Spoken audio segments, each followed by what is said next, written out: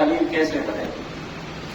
کہنے لگے بذلت نفسی للنیران، میں نے اپنے جان کو آگ کے حوالے کیا، وولدی للقربان، بچہ قربان کر دیا، مالی للضیفان، مالوں کو مہمانوں پر لٹا دیا، قلبی للرحمن، اپنا دل خدا کے حوالے کر دیا، تب انا خلیل الرحمن، تب میں اللہ کا خلیل بنا۔ اس لیے اللہ نے آپ کو کلمہ بھی عطا کیا، لا الہ الا اللہ ابراہیم خلیل اللہ۔ آپ کی اولاد میں وہ ہزاروں نبی آئے، 4000 سے بھی زیادہ، سارے کے سارے بنی اسرائیل تھے۔ اسرائیل حضرت یعقوب علیہ السلام کا نام ہے۔ یعقوب علیہ السلام اسحاق علیہ السلام کے بیٹے ہیں، اسحاق علیہ السلام ابراہیم کے بیٹے ہیں، یعنی ابراہیم کی اولاد سے اسحاق آئے اور اسماعیل، یہ دو بھائی تھے۔ اسحاق کی اولاد میں پھر اسرائیل آئے، جن کا معنی عبداللہ ہے ہمارے عربی زبان کے لحاظ سے۔ اللہ کا بندہ، اسرائیل کا معنی بھی اللہ کا بندہ، یہ یعقوب علیہ السلام کا نام ہے، کیونکہ یہ دو جڑواں بھائی تھے، بعد میں آئے، نکلے اپنی ماں کے پیٹ سے یعقوب، اس لیے ان کا نام پڑ گیا یعقوب۔ یعقوب کا معنی ہوتا ہے بعد میں پیدا ہونے والا، بعد میں آنے والا۔ تو اسرائیل اور یعقوب یہ ایک شخصیت کے دو نام ہیں۔ تو یعقوب علیہ السلام ابراہیم علیہ السلام کے پوتے ہیں۔ دوسرے بیٹے جو حضرت اسماعیل ہیں، ان کی اولاد میں ایک نبی ہے اور وہ ہمارے نبی ہیں حضرت محمد صلی اللہ علیہ وسلم، نبی اسماعیل میں سے۔ تو یہاں سے اللہ تبارک و تعالیٰ نے حضرت سیدنا ابراہیم علیہ السلام کا ذکر فرمایا، وَاذْكُرْ، اے میرے پیارے حبیب ذکر کیجیے، تذکرہ کیجیے اپنی کتاب میں ابراہیم کا۔ اس سے معلوم ہوا کہ کبھی کبھی واقعات بھی بتانا چاہیے، اپنی اولاد کو، اپنے بھائیوں کو، اپنے دوست احباب کو، نیک لوگوں کے قصے سناتے رہنا چاہیے۔ انہ کان صدیقا نبیا، ابراہیم علیہ السلام سچے نبی تھے۔ صدیق کسے کہتے ہیں؟ جو عقیدے کے لحاظ سے، عمل کے لحاظ سے، اعتماد کے لحاظ سے، ہر لحاظ سے سچا ہو، اس کو صدیق کہتے ہیں۔ ہر لحاظ سے نبی کی تصدیق کرے، اس کو صدیق کہتے ہیں۔ یہ لقب قرآن نے ابراہیم کو دیا، محمد رسول اللہ نے ابو بکر صدیق کو دیا۔ ابراہیم علیہ السلام کو قرآن نے کہا انہ کان اوّاہ حلیم، میرا نبی حوصلے والا ہے، حلیم ہے، اوّاہ ہے، حلم والا ہے۔ میرے نبی نے ابو بکر کو فرمایا ارحم امتی بامتی ابو بکر، میری امت کا سب سے بڑا حوصلے والا، رحم دے وہ ابو بکر ہے۔ اور سیدنا ابراہیم علیہ السلام کے دشمن کو، بلکہ آپ کو اللہ نے ایک انعام دیا قرآن میں کہ انی جاعلک للناس اماما، اے ابراہیم میں نے ساری کائنات کے لیے، لوگوں کے لیے آپ کو امام بنا دیا۔ میرے محبوب محمد رسول اللہ نے ساری کائنات کے سامنے، صحابہ کے سامنے ابو بکر کو مصلی حوالے کر کے ابو بکر کو امام بنایا۔ یہ مشابہتیں ہیں، یہ بڑی عجیب مشابہت آخری ہے۔ ابراہیم علیہ السلام کے دشمن نمرود تھا، سر میں درد پڑا، لنگڑا مچھر اللہ نے ناک میں ڈالا، وہ نکل نہیں رہا، روزانہ جوتے لگا کرتے تھے جس سے اس کے سر کو سکون آتا، جو بھی ملازم آتا ننگے پاؤں آتا، جوتا نمرود کا ہوتا تھا، سر بھی اس کا ہوتا تھا، لگتے بھی اس کو تھے، تب اس کو سکون ملتا۔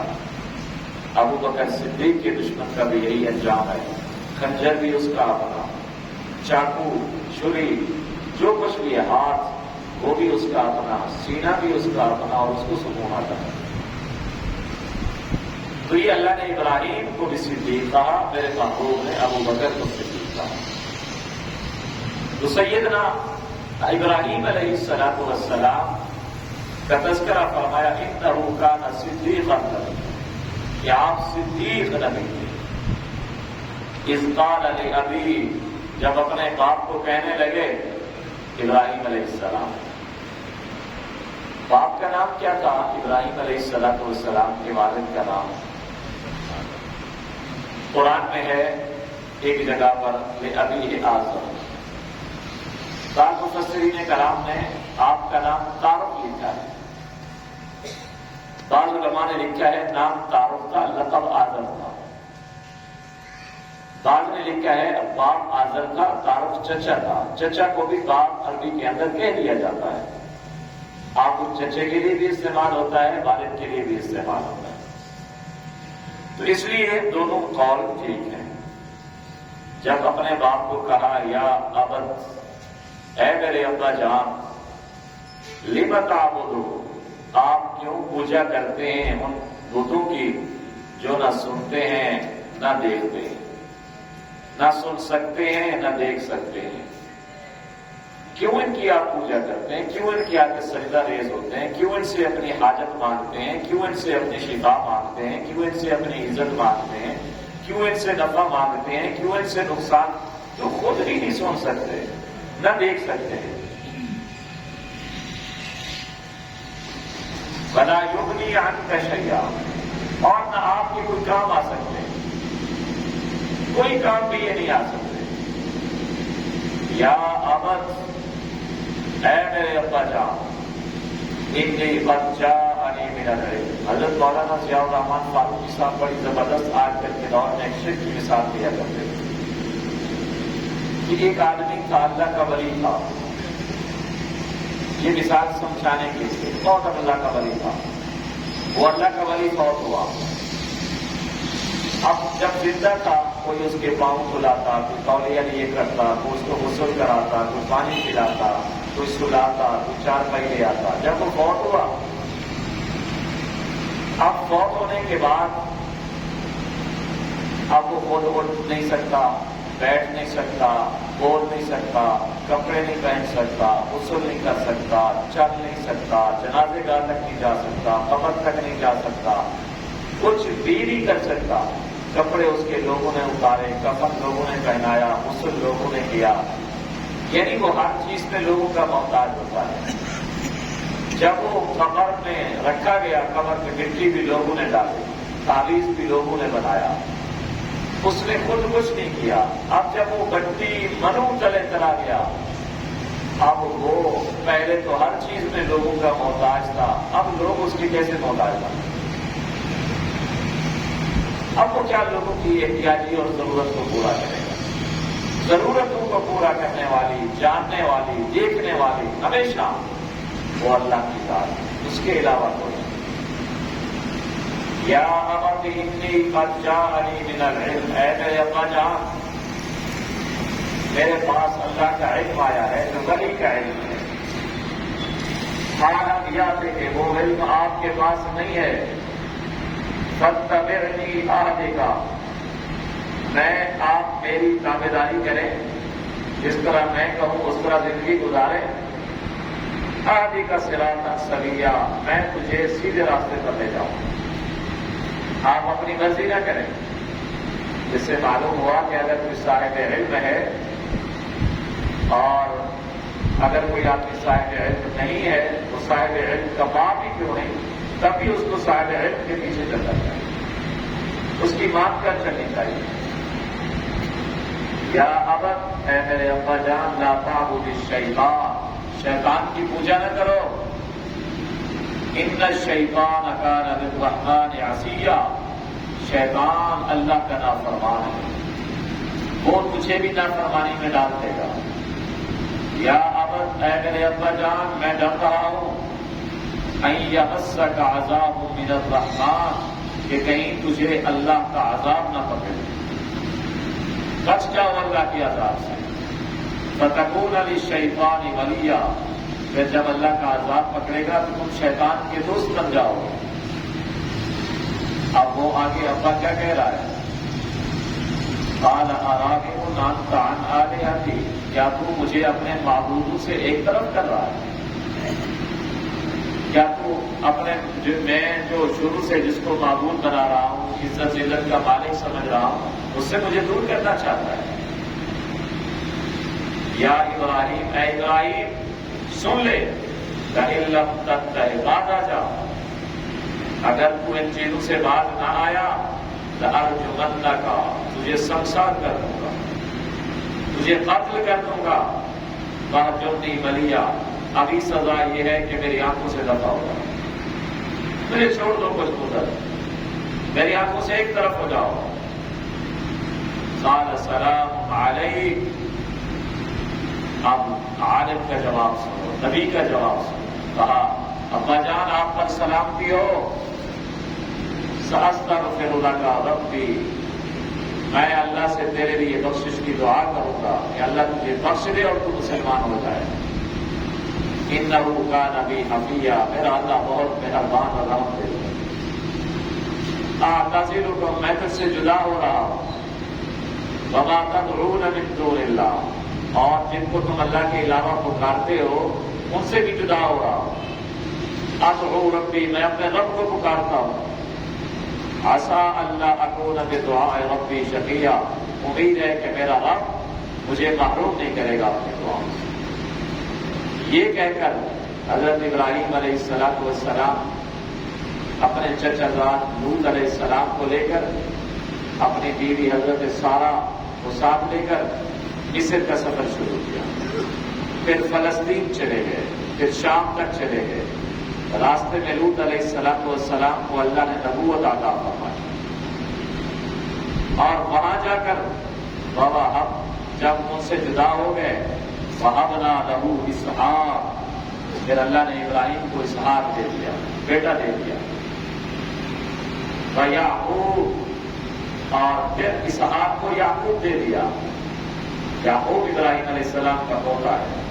وَكُلًّا جَعَلْنَا نَبِيًّا، اور ہر ایک ان میں سے ہر ایک کو ہم نے نبی بنایا، اتنی ہم نے عزت دی کہ بیٹا بھی نبی، پوتا بھی نبی۔ وَوَهَبْنَا لَهُ مِن رَحْمَتِنَا، اور ہم نے اس کو اپنی رحمت دے دی۔ اب دیکھیں سیگے کون سے اللہ استعمال کر رہے ہیں، نبوت ہم نے دی، بیٹا ہم نے دیا، دعا ہم نے قبول کی، رحمت ہم نے دی، وَجَعَلْنَا لَهُمْ لِسَانَ صِدْقٍ عَلِيًّا، سچی اور بلند زبان ہم نے دی۔ جب نبی کو بیٹا اللہ دے، اگر کوئی اور دے سکتا تو نبی اپنے پہلے والے نبیوں سے تو مانگ سکتا تھا، لیکن اللہ نے سب کچھ دیا، اور اللہ بطور فخر اور بطور انعام کے ذکر کر رہا ہے کہ میں نے ہی دیا۔ جب اللہ نبیوں کو اللہ دے رہا ہے تو ہمیں بھی اللہ دے رہا ہے۔ وَاذْكُرْ فِي الْكِتَابِ مُوسَىٰ إِنَّهُ كَانَ مُخْلَصًا وَكَانَ رَسُولًا نَبِيًّا، اور ذکر کر تو کتاب میں موسیٰ علیہ السلام کا، یہ بھی آپ کی اولاد میں سے ہیں، بنی اسرائیل کے نبی ہیں۔ وَإِنَّهُ كَانَ مُخْلَصًا، مخلص تھے، اللہ کے چنے ہوئے تھے، رسول تھے، ان کو اللہ نے کتاب دی تھی، نبی بھی تھے۔ انہوں نے طور ایمن، کوہ طور پر دائیں طرف کھڑے ہو کر مجھے پکارا، میں نے بھی اس کو اپنے قریب کر لیا۔ اللہ کہہ رہے ہیں میں نے موسیٰ علیہ السلام کو اپنے قریب کر لیا۔ وَوَهَبْنَا لَهُ مِن رَحْمَتِنَا، اپنی رحمت سے اس کو ڈھانپ دیا۔ أَخَاهُ هَارُونَ نَبِيًّا، اور اپنی رحمت سے اس کے بھائی ہارون کو بھی نبی بنا دیا۔ موسیٰ بھی لکھا ہے ہارون حقیقی آپ کے بھائی نہیں تھے، چچا زاد تھے۔ ہارون حضرت موسیٰ علیہ السلام نے دعا کی تھی، اے اللہ میرے سینے کو کھول دے، رب اشرح لی صدری یسر لی امری واحلل عقدۃ من لسانی، میری زبان کی گرہ کھول دے تاکہ میں فرعون کو، باقی لوگوں کو سمجھاؤں تو میری بات کو سمجھ سکیں، اور میرے ساتھ کوئی فصیح کلام بولنے والا، اچھا بولنے والا میرا معاون بنا دے۔ تو اللہ نے ہارون کو بنا دیا۔ لکھا ہے یہاں موسیٰ علیہ السلام نے دعا کی، ہارون علیہ السلام بھی ساتھ بیٹھے۔ ہارون علیہ السلام نے اس دعا پر آمین کہا۔ اللہ پاک نے دعا کی قبولیت کا تذکرہ ان الفاظ میں کیا، قد اجیبت دعوتکما، اے موسیٰ، اے ہارون، میں نے تم دونوں کی دعا کو قبول کر لیا۔ حالانکہ دعا کرنے والے ایک نبی موسیٰ علیہ السلام، لیکن ہارون علیہ السلام نے صرف آمین کہی۔ اللہ نے کہا تم دونوں کی دعا، معلوم ہوتا ہے کہ دعا آمین بھی دعا ہے، کیونکہ اللہ نے کہا تم دونوں کی دعا قبول ہو۔ اس کی آمین قبول ہو گئی، کیونکہ آمین کا معنی بھی ہے اے اللہ قبول فرما. یہ بھی ایک قسم کی دعا ہے. صحیح بخاری کے اندر آتا ہے، امام بخاری کے استاد ہیں امام عطا ابن ابی رباح رحمۃ اللہ علیہ. امام بخاری فرماتے ہیں وقال عطا آمین الدعاء، کہ میرے استاد حضرت امام عطا تعبیر فرمایا کرتے تھے کہ آمین مستقل دعا ہے. اس لیے کہا جاتا ہے نا کہ اگر جنازے کے اندر کوئی مقتدی ایسا ہے جس کو دعا نہیں آتی تو وہ آمین آمین کہتا ہے، کیونکہ آمین بھی دعا ہے. امام غازی رحمۃ اللہ علیہ شافعی امام ہے. تفسیر کبیر، تفسیر غازی بھی اس کو کہتے ہیں، تفسیر کبیر اس کا نام ہے، تفسیر کبیر فخر الدین غازی. یہ جب آیت آئی نا قد اجیبت الدعوۃ، یہاں پر اس نے بحث کی کہ نماز میں آمین بلند آواز سے کہنی چاہیے یا آہستہ آواز سے کہنی چاہیے. اس نے کہا امام ابو حنیفہ رحمۃ اللہ علیہ کہتے ہیں آہستہ آواز سے کہنی چاہیے، امام شافعی رحمۃ اللہ علیہ کہتے ہیں بلند آواز سے آمین کہنی چاہیے. یہ امام فخر الدین غازی نے یہاں تھوڑی سی بات کی ہے. خود بھی وہ شافعی ہیں، امام شافعی کے مقرر ہیں. تو کہنے لگے حق بات یہ ہے کہ اس مسئلے میں قرآن ابو حنیفہ کے ساتھ ہے، مضبوط دلیل ابو حنیفہ کے پاس ہے، اور وہ دلیل کیا ہے؟ یہی آیت ہے قد اجیبت دعوت، کہ قرآن نے آمین کو دعا کہا ہے. امام شافعی کے پاس حدیث ہے، حدیث کی یہ تعبیر بھی ہو سکتی ہے کہ یہ اس دور کی ہو جس دور میں لوگوں کو پتہ نہ ہوتا ہو کہ جی ولضالین کے بعد آمین بھی کہی جاتی ہے، کیونکہ یہ قرآن کا حصہ تو نہیں ہے. تو پیچھے کھڑے ہونے والوں کو بتلانے کے لیے، سکھانے کے لیے، کیونکہ کسی روایت میں آتا ہے کہ یہ بلند آواز سے جو آمین کہی گئی تھی ما اباہ الا لیعلمنا، کہ اس لیے کہی گئی تھی تاکہ ہمیں سکھائے نبی کہ اس جگہ آمین کہی جاتی ہے، یہ ایک دو بار کہی کیا. تو امام شافعی کے مقلد امام تفسیر فخر الدین رازی کے مصنف کہتے ہیں حق بات یہ ہے اس مسئلے میں قرآن ابو حنیفہ کے ساتھ ہے. قرآن کہتا ہے آمین دعا، بخاری شریف بھی کہتی ہے آمین دعا، اور دعا کے بارے میں قرآن کہتا ہے ادعوا ربکم تضرعا وخفیا، کہ اللہ سے دعا مانگو عاجزی کے ساتھ اور آہستہ آہستہ. جب اللہ نے کہہ دیا دعا آہستہ کرو تو آمین دعا ہے، ایسا کہنی ہے. تو یہ دعا ہو گئی.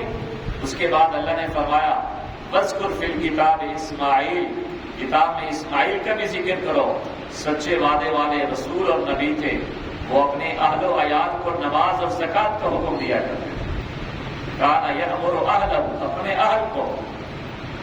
حضرت اسماعیل اپنے نواسوں کو زکوٰۃ اور نماز کا نہیں، قرآن نے اہل بیوی کے لیے استعمال کیا ہے. اپنی بیوی کو نماز اور زکوٰۃ کا کہا کرتے تھے. ہمیں بھی چاہیے کہ ہم اپنی بیوی کو نماز کی ترغیب دیا کریں، زکوٰۃ کی ترغیب دیا کریں.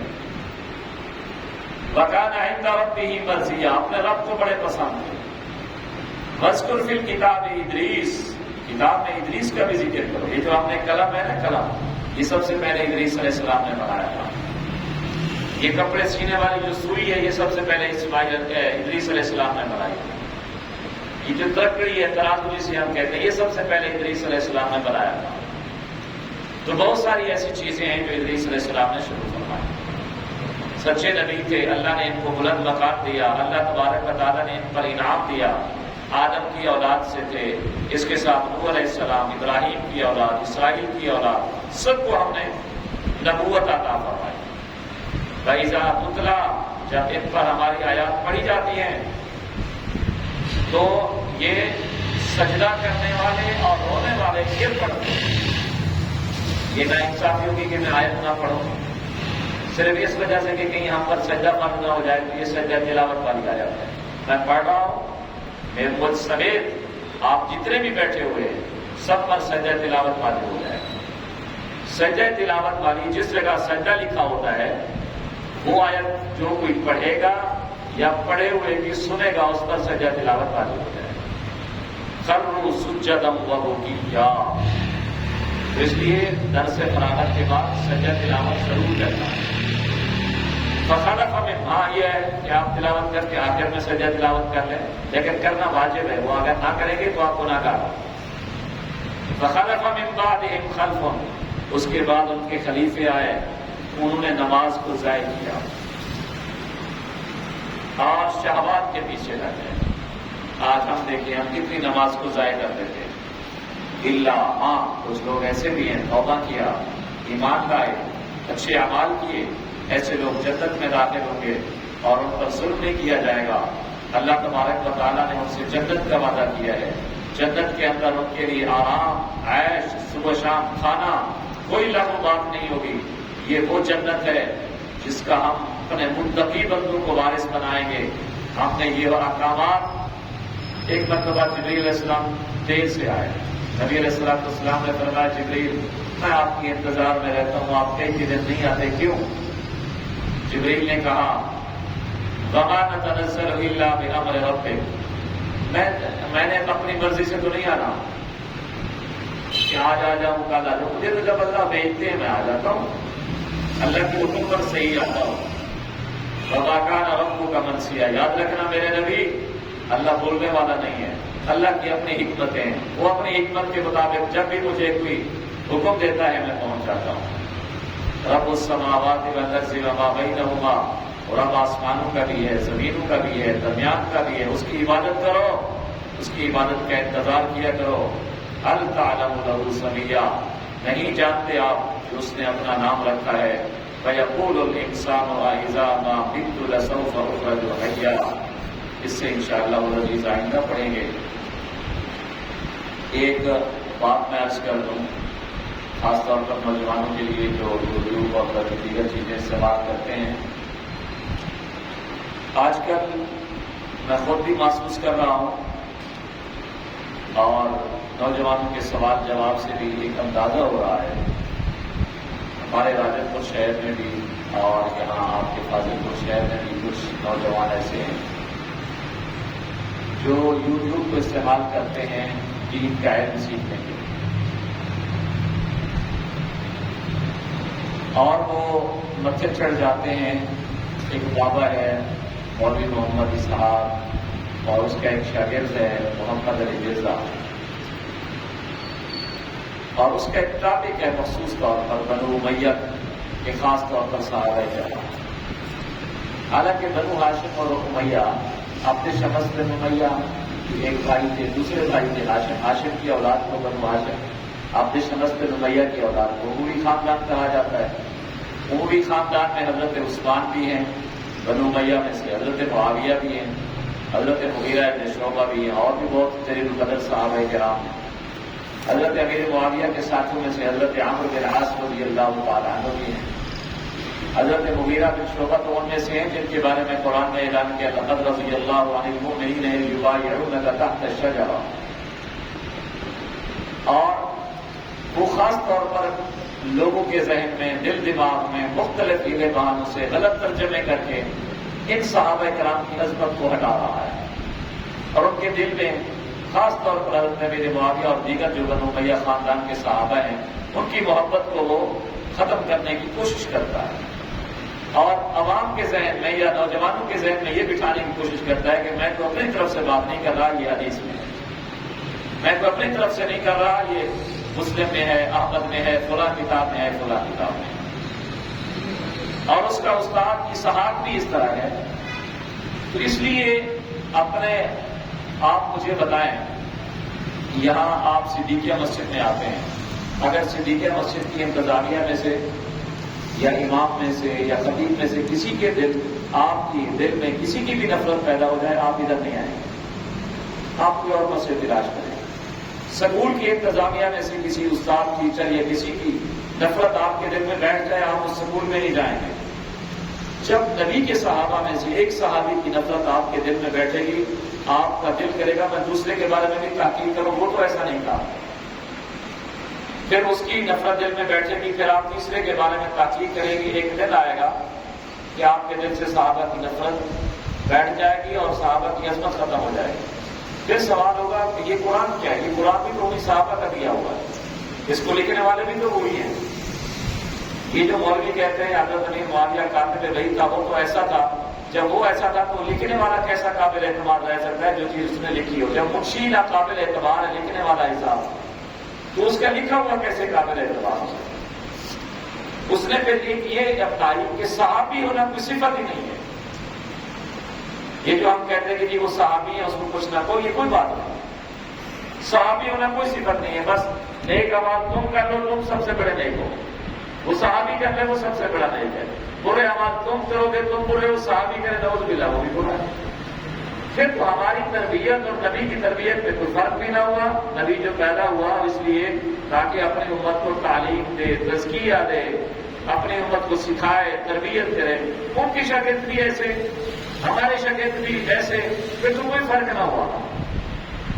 حدیث پہنچانے والے صحابہ، قرآن پہنچانے والے صحابہ، ایک ہی اگر نفی دل میں پیدا ہو گئی تو پھر اب وہ مغیرہ بن شعبہ کو اٹھایا ہوا ہے، عمرو بن عاص کو اٹھایا ہوا ہے، جو بھی بنو امیہ کے ان کے آپس کے جو اختلاف تھے. اب دو بھائیوں کا اختلاف ہو کسی بات میں، اب تیسرا آدمی ان کی صلح بھی ہو گئی ہو، تیسرا آدمی آئے اسی بات کو اٹھا کر دو کے سامنے بیان کرتا ہے. مجھے آپ بتائیں، قرآن مجید میں ہے نبی علیہ السلام بیٹھے تھے سرداروں کے ساتھ. ہم تھے صحابی کے حضرت عبداللہ ابن عمر. مجھے تو ہم تھا کہنا بھی ان کو ایک بڑا عجیب سا محسوس ہو رہا ہے. کہاں صحابی اور نفس کو اندر کو مجھے اس کے لیے بھی عزت پر لفظ کی تلاش کرتا ہوں کہ نابینا کروں. یہ اندھا ہونا ایک عیب سمجھا جاتا ہے، لیکن پتہ نہیں وہ نبی علیہ السلام نے اس کو ناگوار محسوس فرمایا اور تھوڑا سا تو شروع بھی ہوئے، چہرے پر بھی اثرات آئے ناگواری کے کہ میں ان کو یہ کہہ رہا ہوں، سرداروں کو سمجھا رہا ہوں. اگر سردار سمجھ گئے تو باقی ان کے مرعایا مزیرے سمجھ جائیں گے. تو یہ آ گیا درمیان میں، اس کو پتہ ہی نہیں. یہ پوچھتا ہے کہ اب ٹائم ہے نبی کے پاس جانے کا یا نہیں. اللہ پاک نے پوری صورت بھیجی تنبیہ کرنے کے لیے. اگر آپ کہیں نا ڈانٹ، اللہ معاف فرمائے، تو یہ پوری صورت ایک ڈانٹ ہے. آبس تو شروع ہوتا ہے میرے پیارے نبی، مطلب اللہ منہ موڑتا ہے. اب جا اور لاما کہ آپ کے پاس ایک اندھا قریب آ گیا تو منہ موڑ رہا ہے. تو یہ تو اللہ اور اللہ کے نبی کی باتیں ہیں آپس میں. وہ جس طرح کہ اللہ کہے اپنے نبی کو جس طرح کہہ سکتا ہے، اس کے بعد میں کیا کروں؟ اسی آیت کو لے کر ایک دکان والے کے پاس جاؤں، دوسرے والے کے پاس جاؤں، تیسرے والے کے پاس جاؤں، چوتھے، دیکھو جی اللہ ڈانٹ رہا ہے، دیکھو جی اللہ ڈانٹ رہا ہے. یہ تو توہین ہوگی. اب ایک آدمی حدیث کے اندر ہے، دو صحابہ ہیں، آپس میں وہ لڑ پڑتے ہیں، ایک دوسرے کو کوئی برا بھلا کہہ دیتے ہیں. ان کی اپنی باتیں، ہماری کیا ضرورت کہ ہم ان کو کچھ کہیں؟ ہماری تو کوئی حیثیت ہی نہیں ہے. اس لیے میرا دل کر رہا ہے اگر آپ لوگ میرا ساتھ دیں. ساتھ آپ نے یہ دینا ہے کہ آپ نے اپنے ہر نوجوان کو جو بھی یوٹیوب اور یہ استعمال کرتا ہے اگلے درس میں لے آنا ہے. اپنے جو بچے ہیں، بھتیجے ہیں، خاص طور پر اسکول کالج کے اور اس طرح کے جو لوگ ہیں، اگر آپ ان کو لے آتے ہیں تو میں آگے 2-3 درسوں میں کوشش کروں گا اس کے جتنے بھی اعتراضات ہیں اس کو دھونے کی، تاکہ ہمارے دل میں عظمت صحابہ پیدا ہو. کیونکہ دین انہوں نے ہمیں دیا ہے، ہمارے دل میں دین کی محبت پیدا ہوگی، صحابہ کی محبت پیدا ہوگی، قرآن کی محبت پیدا ہوگی، صحابہ کی محبت پیدا ہوگی، حدیث کی محبت پیدا ہوگی. جب ہم کہیں گے جی حدیث کو لانے والے تو وہی ہیں، مسئلہ ہی ختم ہو جائے گا. پھر تو حدیث ہی ختم، قرآن ہی ختم. تو آپ کا کیا ارادہ ہے کہ آگے اگر میں ان کے اعتراضات بہت سارے ہیں، ان میں سے کچھ جو مخصوص بڑے بڑے اعتراضات ہیں ان کو میں ذکر کر کے ان کا جواب، ان کی تسلی اصل کتاب کے ساتھ، کیونکہ مہینہ ہے پورا، آپ بھی دوست احباب کو مطلع کریں، نوجوانوں کو مطلع کریں، اس سے پہلے اعلانات بھی کریں اور اپنے بچوں کو بھی لائیں. میں بھی ان کے 1-2 اعتراضات اگلے درس میں، اس سے اگلے درس میں 2-3 درسوں میں انشاءاللہ مکمل ہو جائے گا. اور کوشش کریں گے کہ لائٹنگ کا نظام بھی اچھا ہو جائے، ریکارڈ بھی اچھا ہو جائے، وہ مائک بھی لے آئیں گے تاکہ وہ باقی آنے والے نوجوانوں کے لیے بھی فائدہ مند ہو جائے، ریکارڈ ہو جائے. تو کیا مشورہ ہے آپ تیار ہے سارے ساتھ؟ اللہ پاک کا